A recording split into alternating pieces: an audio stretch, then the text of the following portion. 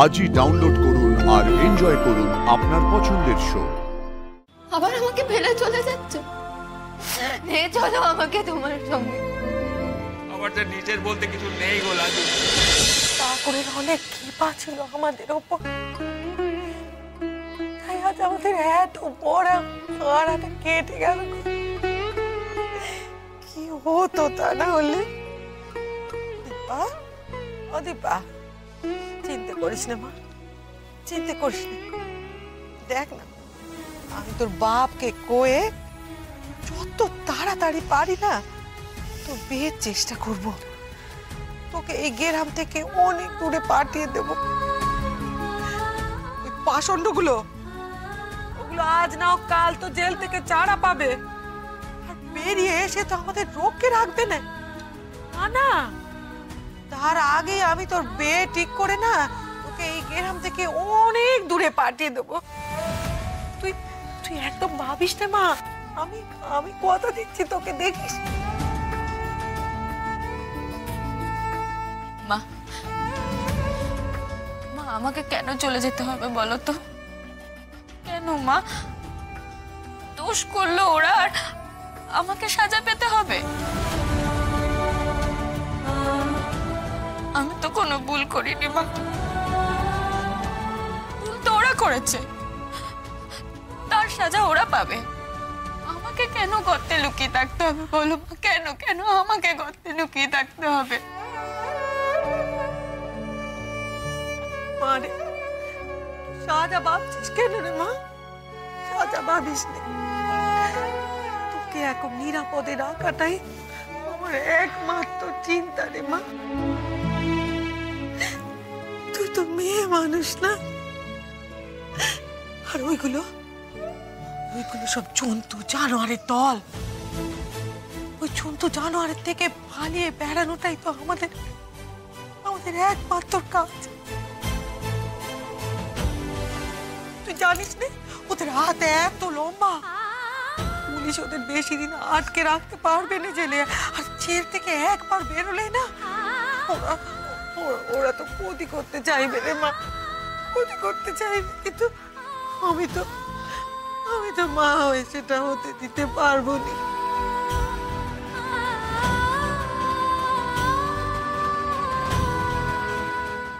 দাঁড়াও, একা একা কোথায় যাচ্ছ তুমি?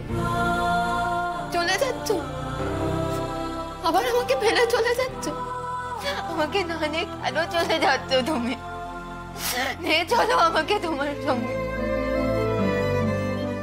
কি করবো লাজু?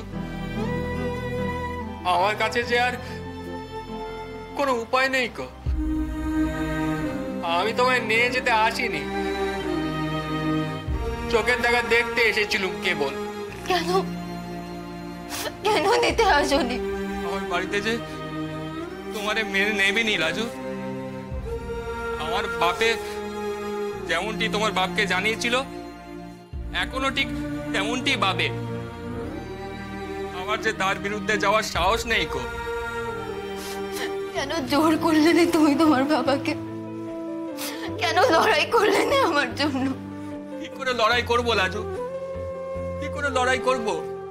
লড়াই করলে মার খেয়ে মরে যেতুম। যেমন আজকে তোমার বাপে আমারে মারলো, আমার বাপেও ঠিক তেমন ভাবেই আমারে মারতো। আমার যে নিজের বলতে কিছু নেই গো লাজু। চাষ করি বাপের জমিতে, একটা দোকান আছে সেটাও বাপের। আমি তোমায় নিয়ে গিয়ে কোথায় রাখবো বলো? খাওয়াবো কি রাজু? আমি যদি তোমারে আমার বাড়িতে নিয়ে যাই তাহলে আমার বাপ মা ঘর থেকে তাড়িয়ে দেবে। তখন আমি তোমায় নিয়ে কোথায় যাব? গাছ তলায় থাকবো, দুজনে মিলে একটা কুড়ে বানিয়ে নেবো। তুমি আমি দুজনে কেটে পেট চালাবো। আমি সব পারবো, আমি অনেক কাটতে পারি, আমি সব শিখে নেব। এমন কথা শুনতে খুব ভালো লাগে লাজু, কিন্তু বাস্তবে অমনটে হওয়া অত সহজ কাজ নয় গো। আমাদের গ্রামে এমন কেউ নেই যে সাহস করে এসে আমাদের পাশে দাঁড়াবে। কেউ নেই যে তোমারে ঘরে তুললে আমারে কাজ দেবে, তখন তখন আমি তোমায় নিয়ে কোথায় যাব লাজু, কোথায় যাব? আচ্ছা আচ্ছা বাবা, ওসব কথা এখন থাক। মেয়েটাকে নিয়ে এখন ভেতরে যাও তো। যা ঝড়ঝাপটা বয়ে গেছে ওর উপর থেকে। ও মা, মা তুই একটু ভেতরে যা, মা যা।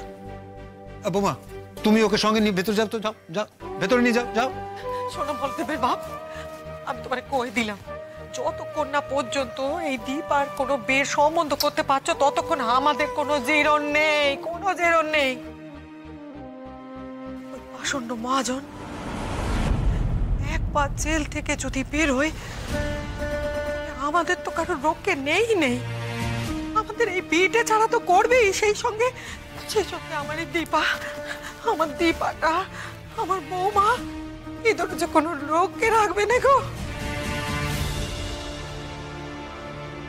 ওরে বাবারে, আজকে কি সর্বনাশটাই না হতে চলেছিল। হ্যাঁ, আমার মেয়েটার কত বড় সর্বনাশ করে দিত ওরা। না না না না, আর দেরি করো না গো, কাল সকাল না তুমি ওর বিয়ের সম্বন্ধ দেখা শুরু করে দাও, আমি কইছি। মাসি, আমি একটা কথা বলছি শোনো। আমার মনে হয় না এরপর ওরা আর এরকম তাণ্ডব করার সাহস পাবে। আমার তো পুলিশের সাথে কথা হয়েছে। কেন এরকম মনে হচ্ছে কেন তোমার? হ্যাঁ শুনি, আমি ওদের চিনি না? ওরা তো এমন কাজে আরো বহুবার করেছে, আজকে নতুন কি করলো যার জন্য তোমার এমন কিছু মনে হচ্ছে? দেখো, পুলিশের সাথে তোমার কি কথা হয়েছে না হয়েছে এসব আমি জানতে চাই না, কিন্তু ওরা তো এরকম কাজ এর আগে বহুবার করেছে। তবে কি বলতে চাইছো? ওরা ওরা তুমি ছিলে বলে এবারে কি একটু বেশি ভয় পেয়ে গেছে? না, আমি একদমই তা বলছি না। আমাকে ওরা কেন ভয় পাবে? আমি কি কোনো বীর পালোয়ান নাকি? তুমি একটা কথা দেখেছো, গ্রামের লোকেরা কিভাবে ওর বাড়িতে চলে গেছিল? গ্রামের একটা মেয়ের গায়ে ওর ছেলে হাত দিয়েছে বলে গ্রামের এতগুলো লোক ওর বাড়িতে গিয়ে চড়াও হবে এটাও ভাবতেও পারেনি। আর ওই অফিসার সরখেল ওর সঙ্গে কিভাবে আচরণ করছিল, কিভাবে কথা বলছিল, তুই তো করে কথা বলছিল, আর তারপর দেখলে কিভাবে কেঁচো হয়ে গেল। আমার বিশ্বাস, জানো তো, আজকের এই ঘটনার পর ওই মহাজন বুঝতে পেরেছে ওর প্রতি এই ভক্তি ভয় এগুলো একটু হলেও কমেছে লোকের। আর এই ভয়টা যে কমেছে